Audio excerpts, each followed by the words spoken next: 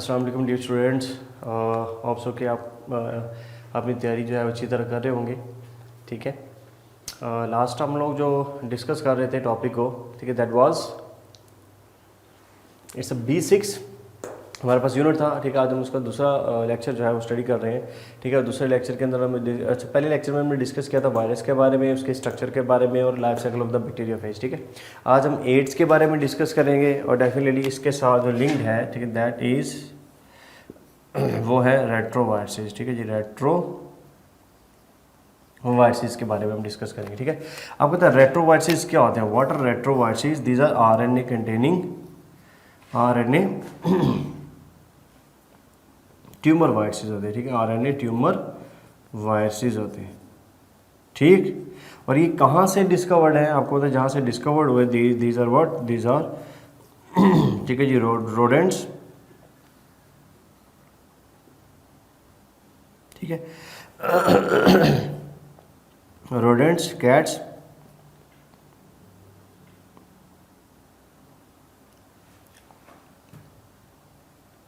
ठीक है। तो यहाँ से चूँकि ये डिस्कवर्ड है, तो ये हमारे पास RNA ट्यूमर वायरसिस जो है ना करते हैं। ठीक है, इसके अलावा बॉल्स भी हैं। ठीक है, और जैसे चिक्स वगैरह है, ठीक है, उसके अंदर भी ये पाए जाते हैं। So these are RNA tumour viruses. ठीक है, इसमें हमारे पास जो कॉमन सी एग्जांपल है वो आपको पता है, उसको हम डिस्कस करते हैं। Example, and that example is what? HIV। और आपको तो HIV क्या काज करता है? बोला दिस विल काज एड्स। ठीक है, HIV। और ये भी आपको आइडिया होगा कि रेट्रोवायरस को एक और नाम भी हम देते हैं, that is also called as oncoviruses. ठीक है, ओनकोवायरसिस इसको कहते हैं। ठीक, ओनकोवायरसिस। ठीक है, ओनकोवायरसिस इसको कहते हैं। ठीक है, तो ये हमारे पास रेट्रोवायरसिस है और HIV इसकी हमारे पास सिंपल सी एग्जांपल है। ठीक है, अगर आपसे ये क्वेश्चन किया जाता है कि HIV is dash virus, option A HIV is dash virus. Option A है आपके पास रेट्रोवायरस।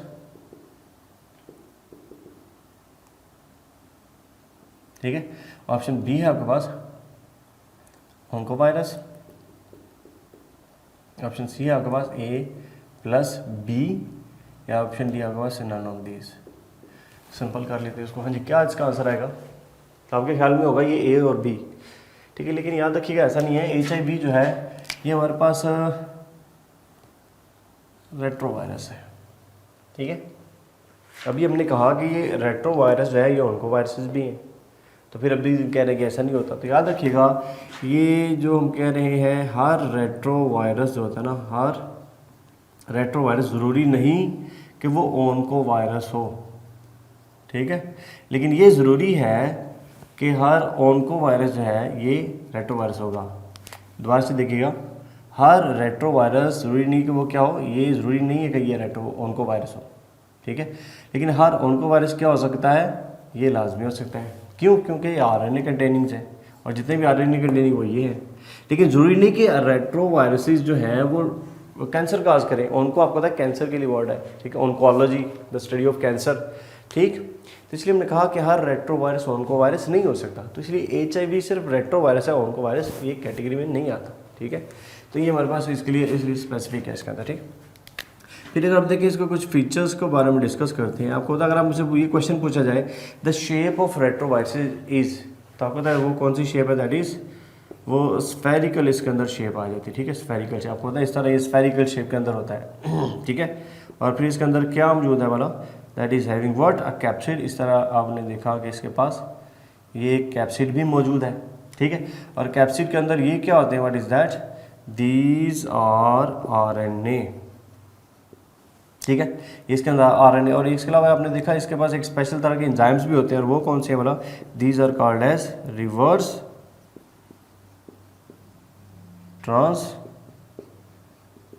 ट्रांसक्रिप्टेज है। ठीक है, रिवर्स ट्रांसक्रिप्टेज होता है, जिसको हम क्या लिखते हैं? बोला RT। रिवर्स ट्रांसक्रिप्टेज का क्या फ़ायदा होता है? आपको पता है कि ये RNA को चेंज कर देता है किसके अंदर? बोला DNA के अंदर। आरएनए को चेंज कर देता है किसके अंदर, डीएनए के अंदर। कौन करता है, अगेन हमारे पास क्या है, दैट इज आरटी। ठीक है जी बात, रिवर्स ट्रांसक्रिप्टेज को नाम दिए थे। ओके, तो ये हमारे पास जी आरएनए को आरटी कन्वर्ट कर रहा है किसके अंदर, बोला डीएनए के अंदर जाके, सही है, रिवर्स ट्रांसक्रिप्टेज। फिर अब देखिए आपको तो इसका जो डायमीटर होता है, डायमीटर वो 100 नैनोमीटर होता है, ठीक है, डायमीटर दैट इज 100 नैनोमीटर। तो ये एमसीक्यूज हैं सारे, ठीक है, जो कि आपसे पूछेंगे। फिर आपको ये भी पता है इसके बाहर इस तरह का ना कुछ स्पाइक प्रोटीन्स भी होती हैं, ठीक है, so these are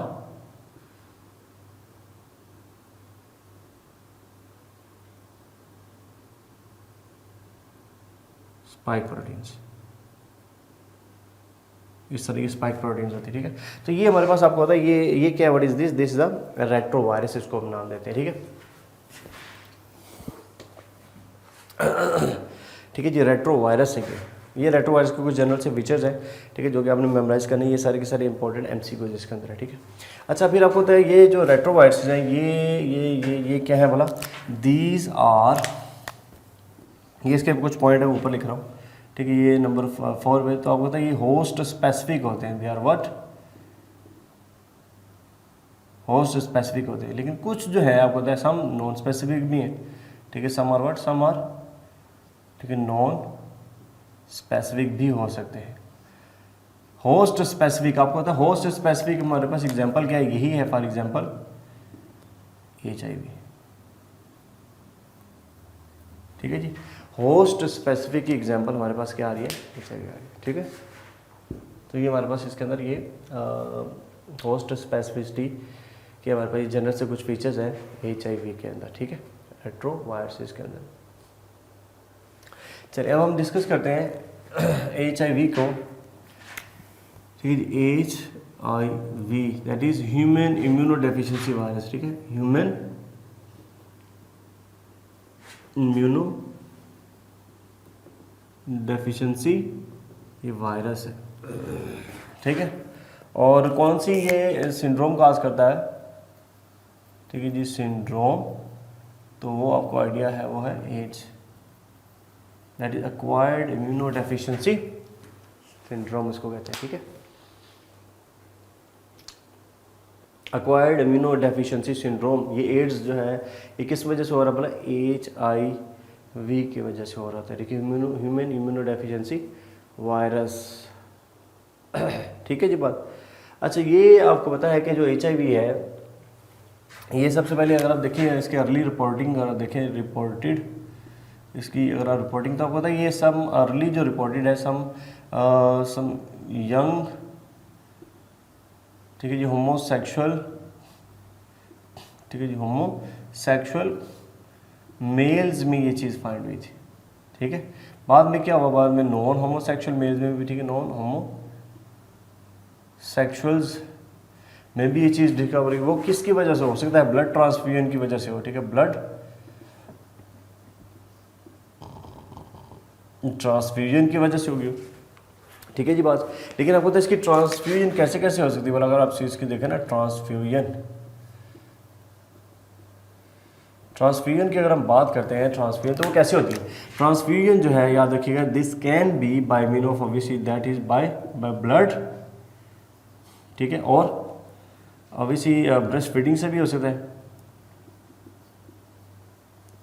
from mother to child, ठीक है, और इसके अलावा कंटेमिनेटेड सिरिंजेस से भी हो सकता है, ठीक है, कंटेमिनेटेड, आपने पढ़ा हो इसके बारे में, ठीक है जी, कंटेमिनेटेड सिरिंजेस वगैरह से भी हो सकता है, कंटेमिनेटेड इंस्ट्रूमेंट्स भी हो सकता है, ठीक है, ये चीज़ें इसके अंदर, ये ब्लड ट्रांसफ्यूजन है। फिर आपको पता है इसकी जो अर्ली डिटेक्शन है, ठीक है, जो नेम इसको दिया गया, जो इसकी डिटेक्शन है और जो नेमिंग है, ठीक है, डिटेक्शन, ठीक है, और इसकी जो नेमिंग है वो कब देगी वाला, आपको पता है इसमें दो जो है ना, वो पास्चर इंस्टीट्यूट इन फ्रांस और national institute of health in USA, ठीक है, पास्चर इंस्टीट्यूट इन वर्ड 1984 में, ठीक है जी, पास्चर इंस्टीट्यूट इन फ्रांस, ठीक है जी, पास्चर इंस्टीट्यूट इन फ्रांस, और 1986 के अंदर, ठीक है जी, नेशनल इंस्टीट्यूट ऑफ हेल्थ, ठीक है जी, नेशनल इंस्टीट्यूट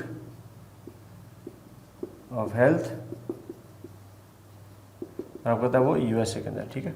तो ये हमारे पास चीज़ें हैं जी, इसको हम नाम देते हैं जी, ये फाइंडिंग थी इनके अंदर, यानी इनके ब्लड सैंपल लिए गए होमोसेक्सुअल्स के, और वो इन 2 लैब्स के अंदर, इन 2 लेबॉर्ट्रीज़ के अंदर जो है ना वो भेजे गए। तो इन्होंने जब उसको स्टडी किया, ठीक है, वायरस को डीपली इसको अंडरस्टैंड किया, तो फिर इसको नाम क्या दिया बोला, इसको नाम दिया HIV डिजीज़ को, और वायरस को क्या नाम दिया बोला, HIV का नाम दिया इसके अंदर, ठीक है। अच्छा जी, अगर आपसे ये क्वेश्चन किया जाए कि HIV इन्फेक्ट्स डैश सेल्स, किन सेल्स को ये इन्फेक्ट कर रहा है, ऑप्शन ए आपके पास helper T lymphocytes, option B है आपके पास CNS सेल्स, ठीक है जी, CNS सेल्स, ऑप्शन सी है आपके पास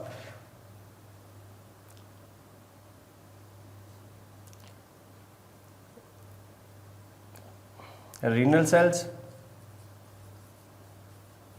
या फिर ऑप्शन डी है आपके पास A+B, ठीक है। ये हमारे पास 2 चीज़ इसके अंदर, तो इसका आंसर क्या आएगा बोला, डेल्टा, ठीक है। इन्फेक्शन याद रखें, इन्फेक्शन आपको पता है, इन्फेक्शन पहले तो ये अटैक करता है ना हेल्पर टी लिम्फोसाइट्स के ऊपर, लेकिन जो दूसरे बॉडी के सेल्स इन्फेक्ट होते हैं इस चीज़ से वो है CNS से, ठीक है। अगर आपके बुक की लाइन अकॉर्डिंगली पढ़े ध्यान से, तो इसमें दोनों पॉइंट जो है ना इंडिकेट किए गए हैं कि अटैक करता है हेल्पर टी लिम्फोसाइट्स के ऊपर, फिर ये अटैक करता है, इन्फेक्ट करता है CNS, ठीक है, यानी सेंट्रल नर्वस सिस्टम के सेल्स में इसके अंदर, ठीक है। अब ज़रा इसका लाइफ साइकिल देख लीजिएगा, ठीक है, लाइफ साइकिल। अच्छा, लाइफ साइकिल के अकॉर्डिंगली देखें, सपोज कीजिएगा ये एक हमारे पास एक सेल है,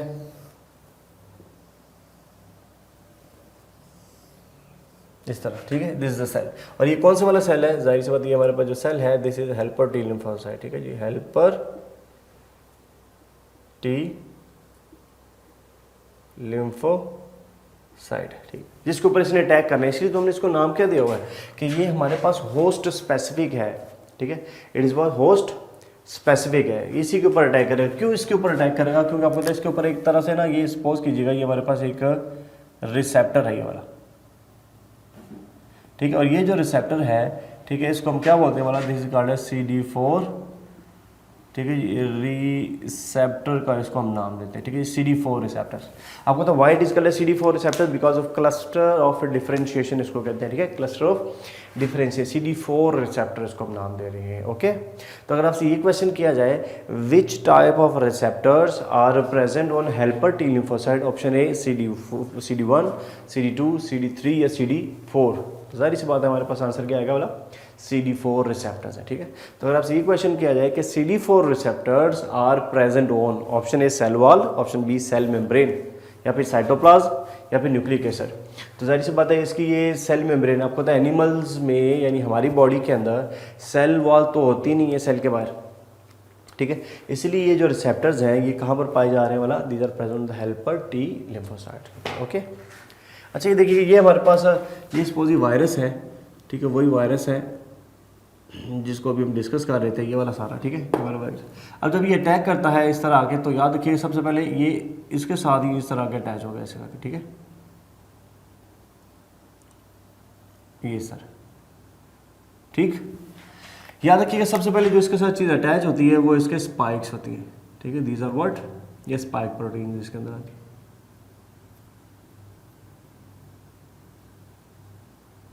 ठीक है जी। So these are spike proteins. So what is that? These are spike proteins. ठीक है। अच्छा, ये क्या चीज़ है? What is this? This is called as capsid, और ये इसके अंदर क्या है हमारा, What are these? It's RNA, और ये इसकी क्या हमारा What is this? अब इस ये इसके RT है, ठीक है, ये सारी चीज़ें इसके अंदर होती है। तो जैसे ही इसने अटैक किया तो याद रखिएगा सबसे पहले अटैचमेंट होती है किसके साथ वाला, CD4 रिसेप्टर के साथ। अगर आपसे ये क्वेश्चन किया जाता है कि which part of retrovirus get attach with the CD4 receptors, तो वो क्या है वाला, स्पाइक। तो याद रखिएगा स्पाइक जो है वो सबसे पहले इसके साथ जाके ना अटैच होता है, ठीक है। स्पाइक इसके साथ सबसे पहले अटैच होता है। जब ये अटैच हो जाएगा तो याद रखिएगा, अब ये मेम्ब्रेन यहाँ से ये डिसॉल्व हो जाती है, यानी ये इसकी जो इन्वेल्प है इसको हम नाम देते हैं इन्वेल्प का, ठीक है। दिस इज कॉल्ड एज, और इसी प्रोटीन कोट है, this is protein coat capsid. ये कैप्सिड याद रखिए, इसकी ये जो मेम्ब्रेन है ये इसके साथ यूं अटैच हो जाती है, ठीक है। फिर इसके अंदर क्या चीज़ आ रही है, what is this, this is, ये ले जी, ये आ गया क्या, ये चीज़ इसके अंदर आ गई, ठीक है। अब ये क्या है, ये कैप्सिड आ गया इसके अंदर, ठीक है। अब यहाँ पे सवाल एक और बनता है, अब मैं इसको रेज कर रहा हूँ ज़रा,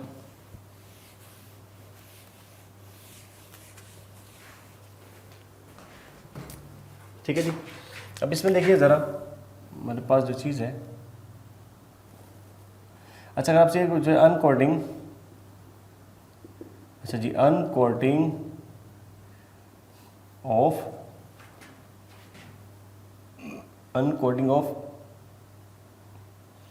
HIV, ठीक है जी, occurs in dash, option A cell membrane, ठीक है जी, ऑप्शन बी न्यूक्लियस, ऑप्शन सी